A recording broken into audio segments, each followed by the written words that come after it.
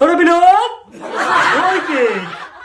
बाप रे बाप, इलेक्शन में बिजी रहते हुए भी ये गाना का पोस्टर पावर स्टार का पहला, बाप रे बाप, ये देख, पहले तो आया था ये गाना पियर फराक वाली, तो फिर से लगन का गाना आ गया है पावर स्टार का ये सलवार पहनी पियर है।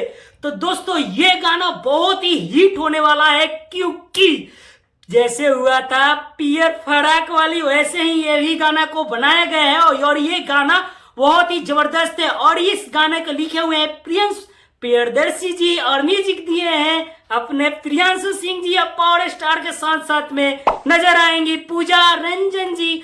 और मैं बता दूं कि इस गाना का फीमेल सिंगर है शिवानी सिंह। और जानते ही हो कि शिवानी सिंह गाना अगर गा दे तो तहलका मच जाता है। और दोस्तों ये गाना बहुत ही जबरदस्त होने वाला ही है, क्योंकि बहुत भाई मेहनत गई इस गाने में। और ये गाना का पोस्टर आज लॉन्च किया गया है और लगभग कल तक ये गाना मिल जाएगा।